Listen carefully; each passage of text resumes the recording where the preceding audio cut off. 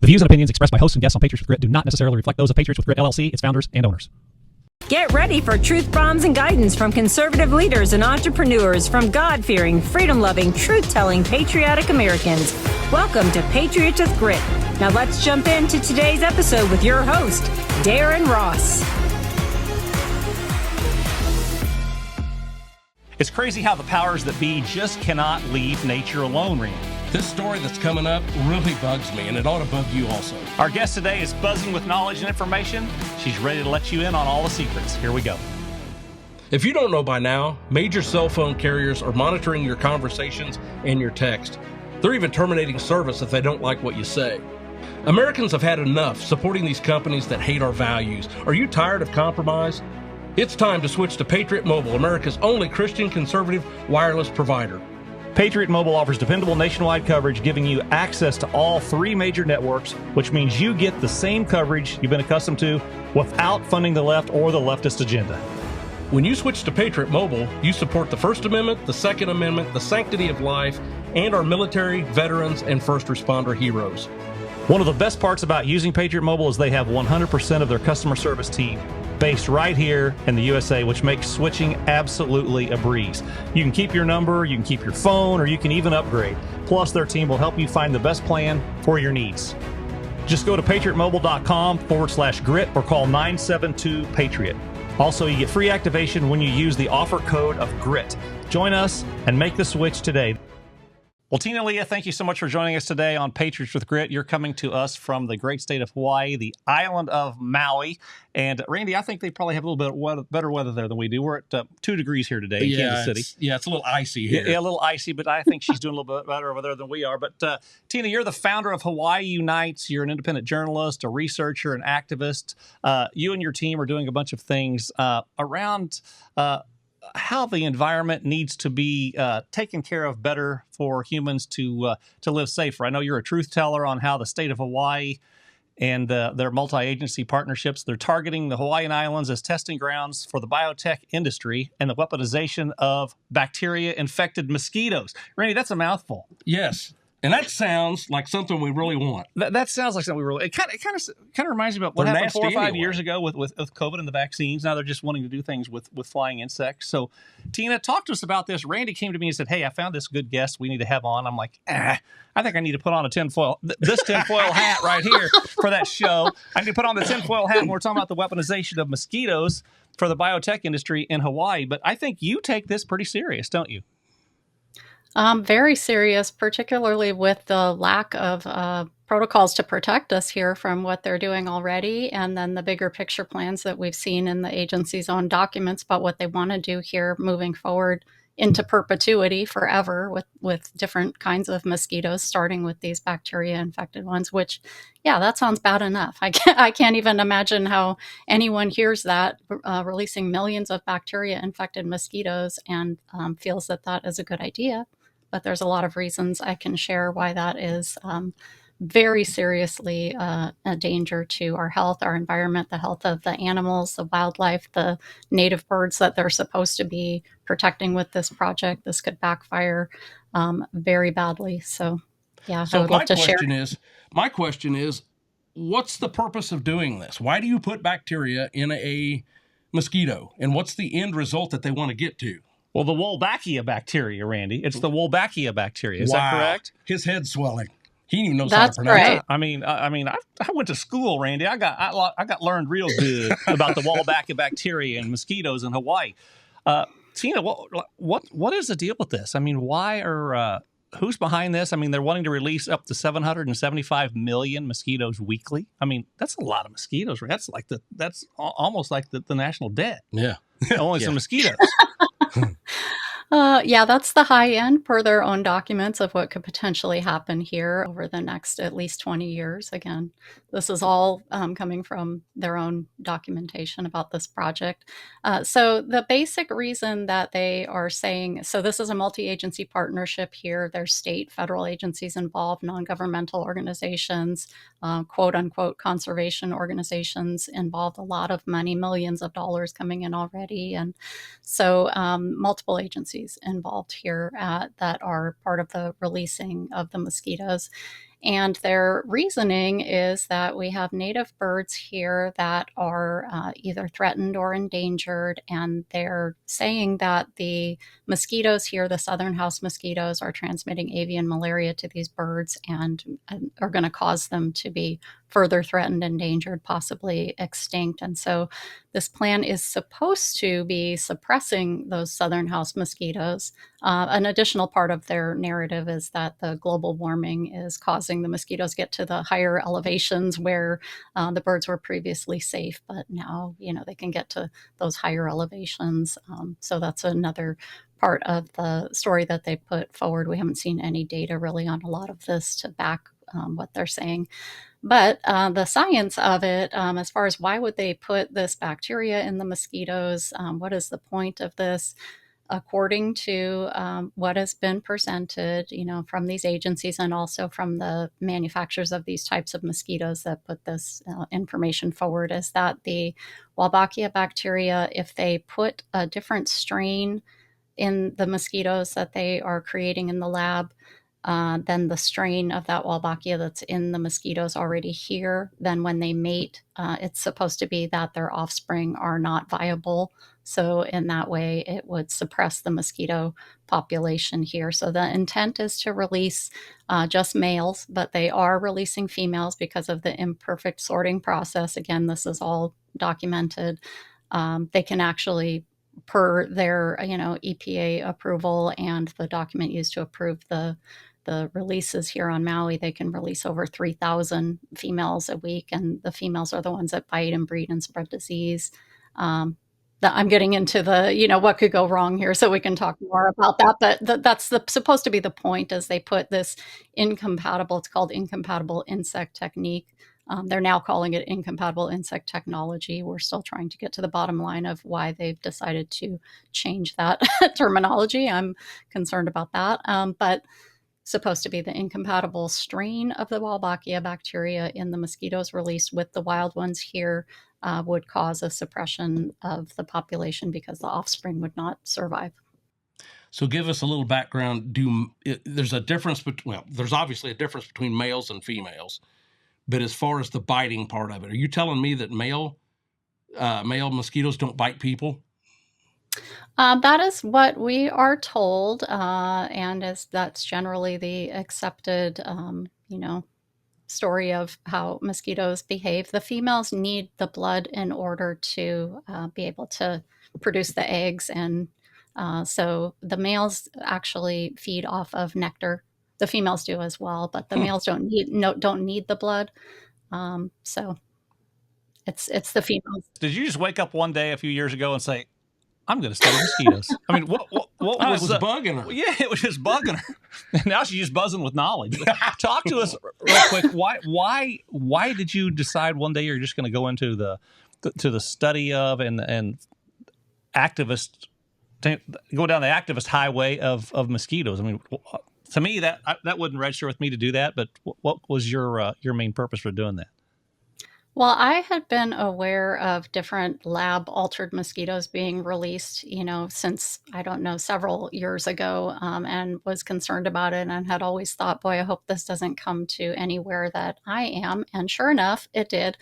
And so as soon as I got wind of this plan to release these millions of mosquitoes here, right in our backyard, essentially, I was on it. I wanted to know as much as I could about what they were planning to do and about the specific type of mosquitoes they were going to release. And one of the first people I contacted was a tropical disease and vector expert, Dr. Lauren Pang. He actually heads our Department of Health here on Maui, and I've known him for some years.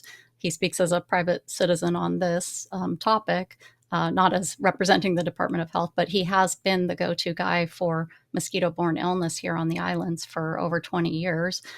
So I thought, okay, let me ask him about my concerns. Maybe he'll think that this is, not as concerning as I'm thinking it is, or he'll just give me more information so I can understand. And he was very concerned. And so right away, I knew that we had to take this on very seriously. And if we have a tropical disease expert, he has been doing this for decades. He's got over 40 peer-reviewed papers on just specifically tropical disease, mosquito-borne illness, and his concerns were really serious. So from there, I started presenting that information in articles, compiling a mailing list, and just growing the awareness in the community about it. And we just kept taking it to the next level with being able to take it on in the courts. So this mosquito breeding, mosquito manufacturing operation, is there just like a building there in Maui where all this takes place under lock and key and highly secure with guards and stuff? Or what kind of structure or setup is there that actually houses these mosquitoes and breeds them and releases them, and who works there? And tell us a little bit about that. Yeah, so they have not really explained as far as once the mosquitoes get here how they're being housed, but they're being manufactured on the mainland. So at this point, they're getting the mosquitoes from Verily Life Sciences, which is a subsidiary of Google's parent company, Alphabet.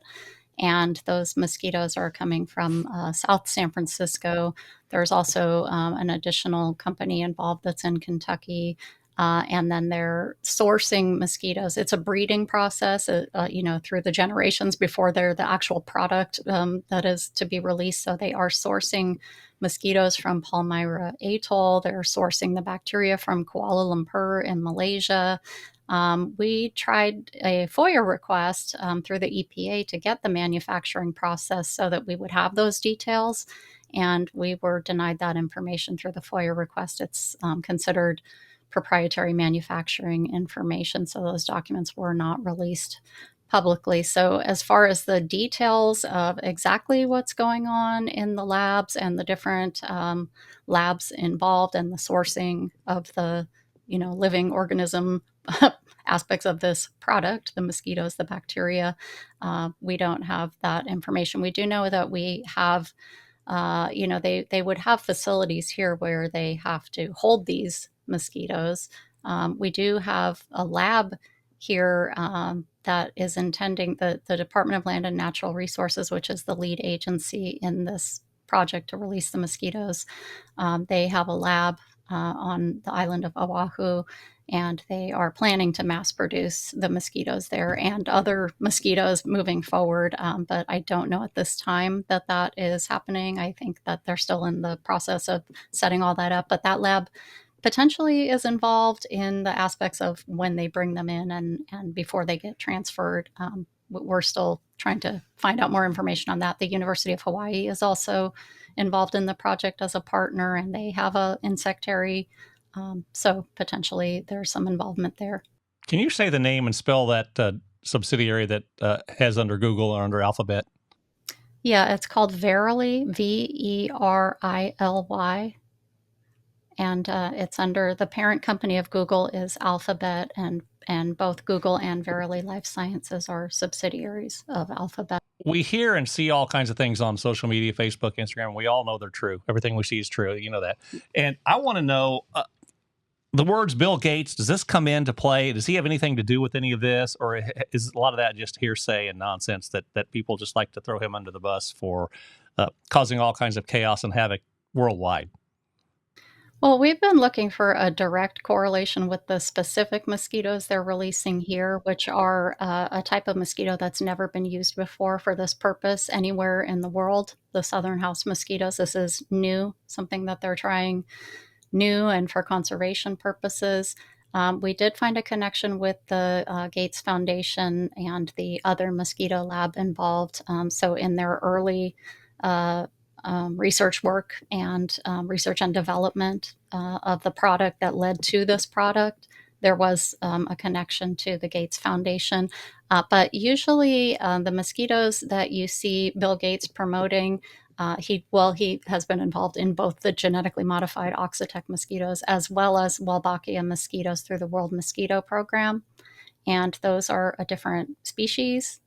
The genetically modified is a different product entirely, and the Wolbachia mosquitoes through the World Mosquito Program, it's a different species that they use because, again, they've never used this one before. So we're still looking for any potential funding connections there, but we do know that early on his foundation was involved in funding for what led to this product through one of the companies that is part of the mosquitoes that we're getting here. So there is a connection there.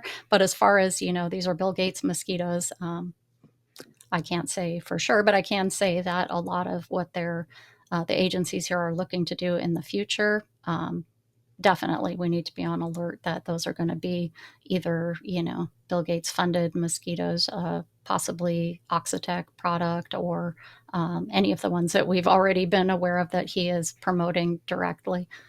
So the Wolbachia and the Oxitec are two different ones. Yeah. Okay. So what's the difference with the Oxitec? The Oxitec mosquitoes are actually considered genetically modified, whereas the Wolbachia ones, they like to promote that these are different. They're not the GMO mosquitoes. So the Oxitec ones are called friendly, which is disturbing enough. And those ones have a self-limiting gene. It's a genetic modification process where they have this self-limiting gene. And so it's a different technology as opposed to the incompatible technology with the bacteria, with the Wolbachia mosquitoes. I will say, though, that Oxitec is now looking at doing Wolbachia mosquitoes as well. So, I believe that is called Sparks, is that they're calling it. They have now. They're gonna do both. But so I'm looking at this at different ways. These mosquitoes are intended not to be released. The females are not intended to be released. So that takes away supposedly the bite factor.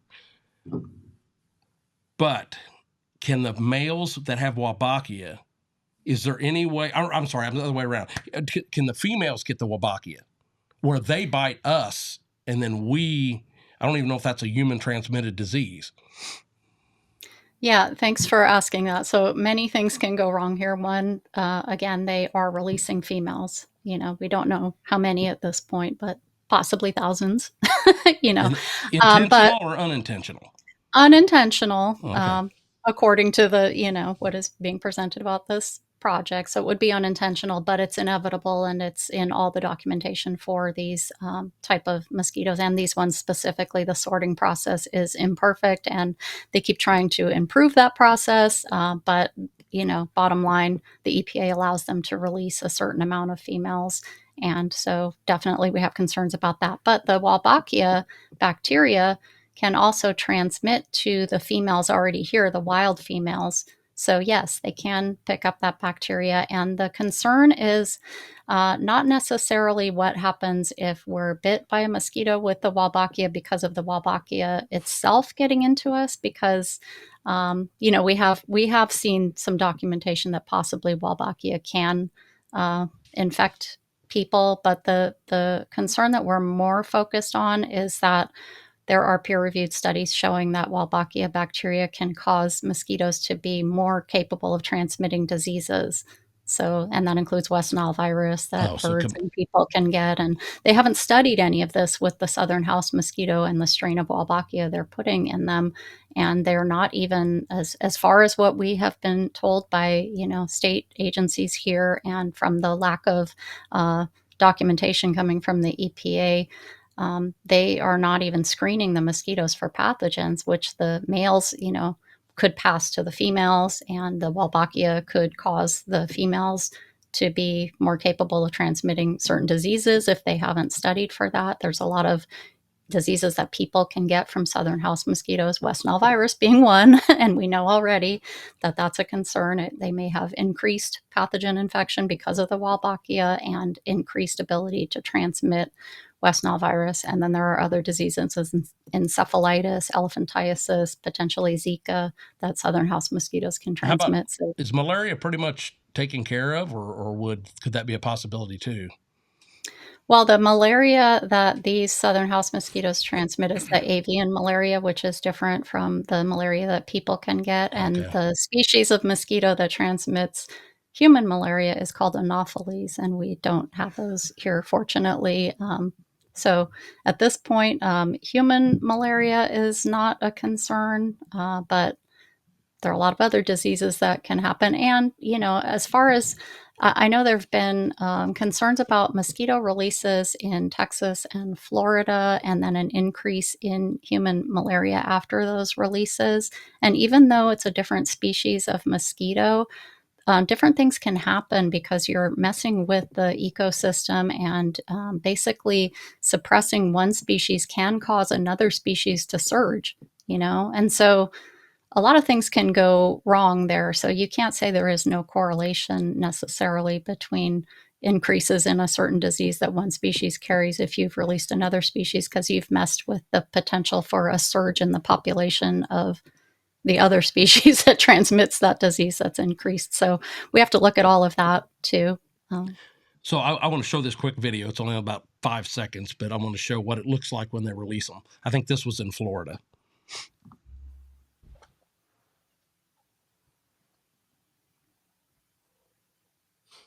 Looks like a smoke bomb.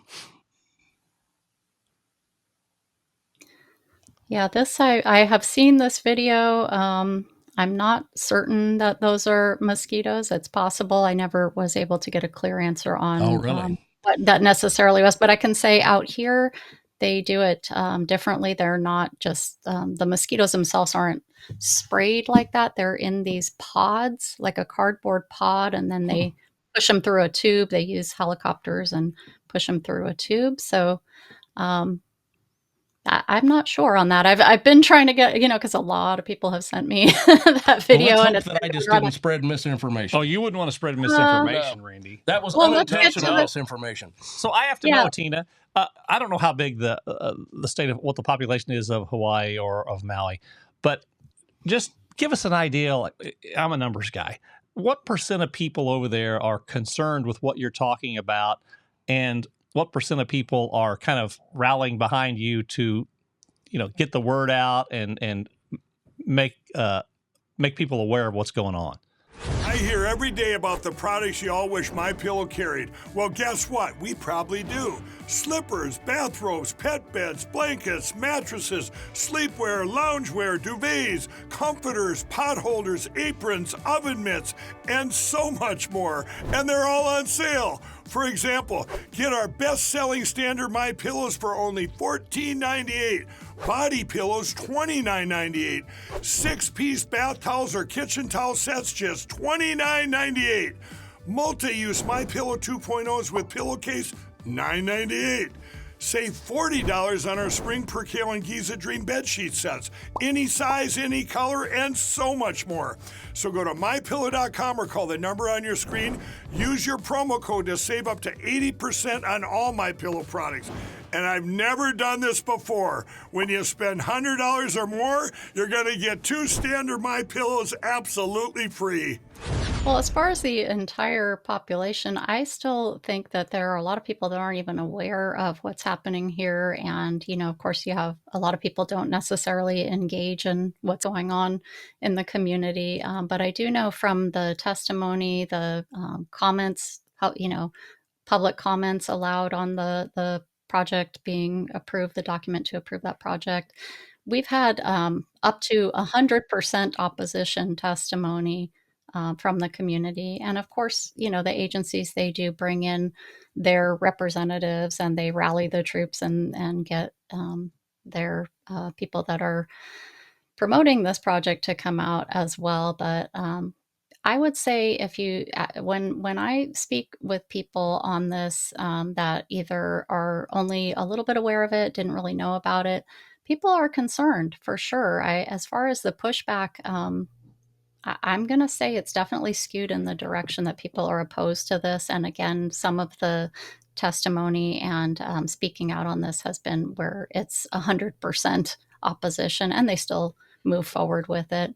As far as the entire, population of the islands, I don't think there's enough awareness. So that's part of what we're trying to do, is to raise awareness, to get people to say, I'm not sure about this. I'm not sure that when these agencies are telling me that this is safe and we've studied it and that, we're sure nothing's going to go wrong. Just stop for a minute and look at what we're presenting, their own documents, the peer-reviewed studies that we have showing what could go wrong, a tropical disease expert maybe just pause and, consider being neutral at at best if you can't, decide that you are opposed to it. But I would say more people are opposed to it just from my experience in the community.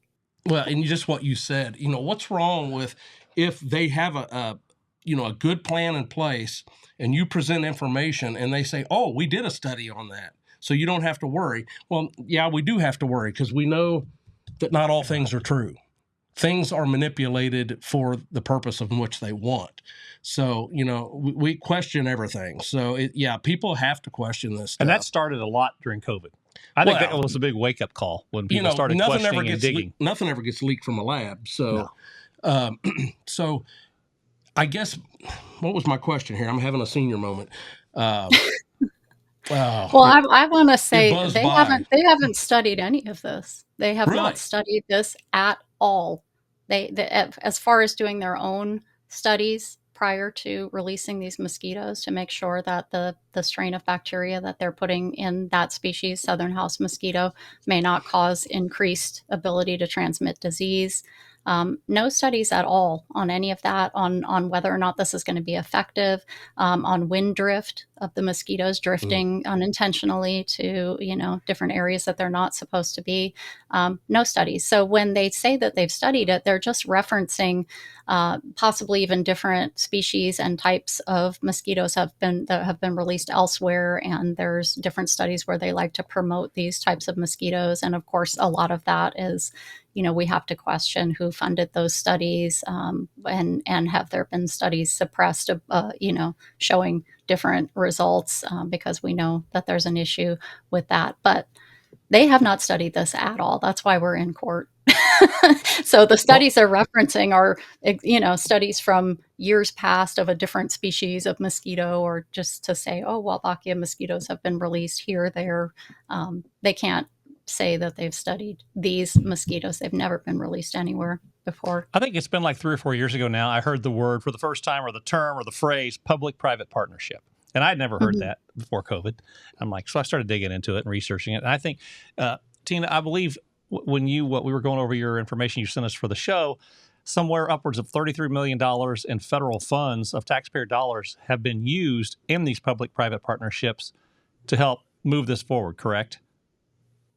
Yeah, so it's over 33 million that's coming from the Department of the Interior federal funding. And that's just that aspect of it that they have promoted in the media. They're also working on grants. Already grants are coming in for this. They're leveraging those funds to get additional funds. One of the agencies involved here just doubled their budget because of this mosquito narrative. It's really just this giant cash cow for these agencies. And it's so clear that that is their priority, and that they're pushing this narrative that this is about caring about the native birds, when this could absolutely backfire and cause the extinction of the native birds. And not only the mosquitoes being released with this bacteria and the potential for disease transmission to increase, but just all of the activity with the helicopters and dropping these pods full of mosquitoes, in the conservation area, and all of the human activity. Even in their own documents, it admits that this could cause distress to the birds. It could affect their ability to mate. Where are we going with this? This is so detrimental. It could cause wildland fires in their own documents, and there's already been an helicopter incident, more than one, that have happened that appear to be project related. And this could just go terribly wrong. And for them to be talking about doing this in the name of the culture and ancestry and the connection of these birds, to me, is so offensive. It's just so offensive that they're promoting it in that way. And that people are falling for it, while they're here polluting the environment, essentially, and terrorizing the birds. And I mean, really? Well, you mentioned cash cow, so maybe I didn't understand what you said. It makes me think, let's go back to who's going to make the money. I was going to say, who's going to profit from this? The slogan we've heard so much in the last 5 years is follow the money, follow the money. And I want to know, just like Randy, who is standing to profit and benefit from all this narrative? Well, there's clearly millions of dollars coming in through these agencies. And again, they're leveraging those funds to get additional funds and to keep pushing this narrative that they are, helping save the birds and they need to suppress these mosquitoes. And so, grants are being coming in for this. And then there is in their documents, they're talking about public-private partnerships, and they're talking about partnering with different mainland universities on advancing the technology and on producing mosquitoes in their lab here, their insectary that they are expanding that insectary, and they want to mass produce the mosquitoes here. So the very agency, the Department of Land and Natural Resources, that proposed these mosquito releases, their own board of land and natural resources approved the mosquito releases. And then that same agency, the Department of Land and Natural Resources, has an insectary where they want to mass produce the mosquitoes for release on the islands forever, and per their own documents, not just the bacteria infected mosquitoes, but they want to move into gene drives, very dangerous technology. Just a quick Google search on gene drives and you will see that very serious scientists are saying, slow down with that can go horribly wrong. What does a gene drive for our viewers? The gene drives is where they force a gene, basically permanently it overtakes the species with whatever this gene is that they are forcing through the population. So it's an irreversible change of the species, and can have off-target effects. A lot of things can go wrong with the gene drives, where it's changing things that weren't intended to be changed. It can even possibly affect other species. So it's very dangerous that they're even talking this way, and they want to do CRISPR mosquitoes. CRISPR is another really dangerous technology that can have unintended effects that are irreversible, that can wipe out entire species. And this is what they want to do in their lab here. So when you say, where's the financial incentive? It never ends. I mean, we're just scratching the surface of what they're admitting. Well, people are making millions off of it. Well, and it sounds like to that. me the money they make, they just roll it right back into some other technology and just see how far they can push it and play God. And they probably change different names and different organizations and different associations, and I assume it's going to be funneled down to like just a handful of players, if I were guessing, kind of like all this other stuff has the last 5 years. Well, and they're involved in these mosquito technologies and expanding and researching and let's try this species, let's try this. And so when the agencies that are actually involved in that, including our University of Hawaii, is involved in some of this research, and they're a partner in this mosquito release project, and then the different companies, Verily and Mosquito Mate, the other company in Kentucky, surely they are, taking advantage here and experimenting with their biotech experiments here on our island so that they can advance this forward. So as long as everybody involved here sees dollar signs, they're going to find ways to keep this going and keep expanding it and leverage it for more funds here, for partnerships here, for research on this. And, it just never ends. So, what's the name of the company in Kentucky? That is called Mosquito Mate. Mosquito, M-A-T-E, one word, Mosquito Mate. Well, we have a franchise organization over here called Weed Man that probably get rid of this problem. Have you heard, is there any scuttlebutt about other states in the United States bringing in mainland? I know Florida, and then I'd heard that they tried to get it into California, and I guess public opinion got it pushed out. So public opinion does work, but any other things on the burner? Yeah, California, I know, is really on top of this, and they did have a lot of pushback. And I believe those were for the Oxitec, the GMO mosquitoes, but they have released the Wolbachia mosquitoes there in California. They've been releasing Wolbachia mosquitoes in other states, and the GMO mosquitoes. Florida for sure has been targeted, and there's been a lot of pushback. I know Florida and California both got very serious on this topic. But a lot of times, these agencies and even the EPA is involved in allowing for these things to happen. I think we need to take a really hard look at what's going on with the EPA here for allowing these experimental, these are disease vectors, and this is bacteria that can live on forever, or in the case of the genetically modified ones, again, irreversible when you're changing the genes of the species. And a lot of things have gone wrong there, where sometimes with the GMO ones specifically, it can create mosquitoes that are more able to resist pesticides and things like that. So we all need to be on this. That's why we always say, what happens here, what's allowed to happen here in Hawaii, where they're taking it from one island to the next. Now they're releasing them on Kauai. They're looking at other islands. They're looking at plans to release on all islands for to target human disease concerns, etc.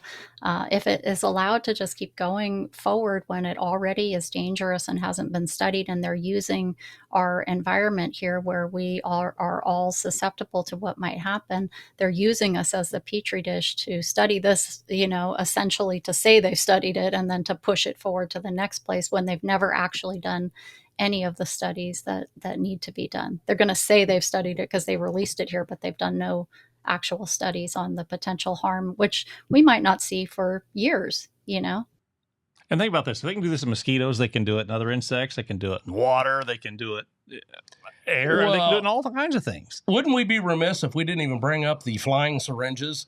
Wasn't it Bill Gates that talked about putting vaccines and mRNA in mosquitoes? Randy, got the hat on. I believe it all. I don't even think the hat is in order at this point, because they're openly talking about, there was just a study in the Netherlands where they're openly talking about using mosquitoes to vaccinate people via the mosquito bite, by infecting the mosquitoes intentionally with a bioengineered malaria parasite. This is all, out in the open. This isn't tinfoil hat time. This is happening. So yeah, we absolutely do need to be on alert for that. My concern is so few people know about this stuff. And the people that do know about it and talk about it are looked at as goons and quacks and conspiracy theorists. And I've been called a conspiracy theorist for the last 5 years, and I'll say my on track correct record is about 99.4%. Yeah, most Randy. of us are. I'm not going to do 100% because I'm right most of the time, and I don't want to say I'm right all the time. I'm not even commenting. I'm right most of the time. So you got all of this potential for vaccination within bugs and flying insects. The biggest thing is no consent. And they don't care. They don't care. No, they don't. And the more we let them get away with it, the worse it's going to get. And yes, they are looking at other insects. They're already, Oxitec for sure is looking at ticks. Friendly ticks, quote unquote, trademark friendly ticks. Okay. They'll have them as pets before you know it. A pet tick. The way they're going to spin it, the way they've spun everything for the last 5 years. It's just crazy. Tina, tell us a little bit about where people can follow you, keep up with you, support you, share your story, and get on support. Get involved and kind of get behind you and rallying behind what you all are doing. Yeah, thank you. We have a website, hawaiiunites.org, and all of our research is documented there. A lot of information about the specific project, and wherever you are in the world, please take a look, because this could be coming to your town. It might already be in the works, whether it's this kind of mosquito or a different kind of mosquito. It's all of high concern. So hawaiiunites.org. And then we do have a court case that is active, and we're moving forward with that. And we're going to take it as far as we can take it to put a stop to this. And if you want to help us continue the work we're doing and keep moving that court case forward, it's hawaiiunites.org/donate. And then you're also over on Substack too. And I think that's newsletter.hawaiiunites.org. And then you're on Instagram and X at Hawaii_unites. On both of those platforms. I think yes. Dr. Peter McCullough, I know a lot of viewers on our show have heard about and know Dr. Peter McCullough over the last 4 or 5 years, but I think he wrote an article about some of this that you guys are talking about, as well as you had an article published in The Guardian too, I believe, correct?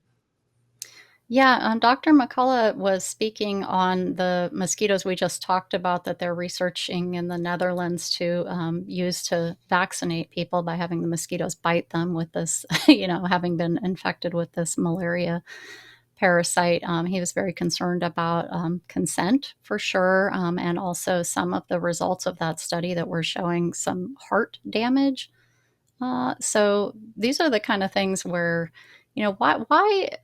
why are these living organisms that can infect us and get things into our body allowed to be mass released into our environment? It's just completely outrageous. So yes, he has spoken on that, and actually, Nicholas Hulscher, who is part of the McCullough Foundation and has been doing a lot of really good work with peer-reviewed studies and preprint studies on concerns, a lot of research into COVID-19, avian influenza, and he came and spoke with us recently about the mosquito concerns. He's an epidemiologist and public health, master of public health, and very concerned. So for sure, McCullough Foundation is doing some good work, taking a look at all of this as well. What's one action step our viewers and our audience can take going forward so that we can kind of all push back against all this craziness and nonsense that's happening not only in Hawaii, but in other places as well? Yeah, I would say definitely people need to start forming coalitions now in your community, whether you've seen that this is coming or has already been happening anywhere in your state or county or country. This is happening all over the world, these different mosquitoes. Start forming coalitions locally and get people to have a raised awareness on this, be on alert, so that when the time comes that there's opportunities to speak out, to take action through the courts, and to show up, to testify and to say we don't want this, and to show that there is that opposition, overwhelming opposition, I would say. More people are opposed to this, and for reasons that are very clear, that this is not okay to force onto people's environment and potentially into our bodies. And so, yeah, please start raising awareness, learning about this for sure. We are sharing information on different types of mosquitoes and different ways that this type of plan can go through at the local level. So following our newsletter, I think, is helpful, whether you're here in Hawaii or anywhere in the world, because it does show there's a lot of correlations to how this is done different places with the different types of mosquitoes.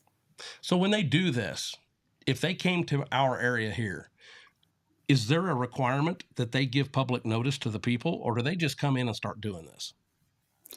Well, every state and county is going to be a little different, but I think there's generally a requirement that there's some notification to the community to allow for input. Okay. And I know that, we had that here supposedly, but still nobody really knows about this. So they just do the minimum that they can get away with to say that they've done that, that they've held some kind of outreach event. And then you go, out to the communities that are closest to where these releases are happening, and they've never heard anything about it. Right. So even if they are required to do that and they say that they've done that, they do it in a way that is not really allowing for people to be a part of the conversation early on, when it would be the time to, start building some momentum on it. They do it kind of quietly, I would say.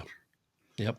Well, Tina, thanks so much for coming on here today. And again, Tina Leah from HawaiiUnites.org. I think this is a fantastic conversation, Randy. Yeah, I didn't know anything about this. Yeah, it's kind of heard crazy about it, and I thought people were nuts when I heard their stories or I would read their content online or on social media. But I think she's legit. She sounds legit. She seems like she's got it going on. Yeah, I think she's got it going on, or either that or she's pretty good about making stuff up. Yeah, so. No kidding. Well, I don't know. This really bugs us. Great. I will say that, but it's a topic to be people should be aware of and be concerned with, especially with all we've gone through in the last 5 years. So, Tina, thanks so much for coming on here today and sharing your knowledge.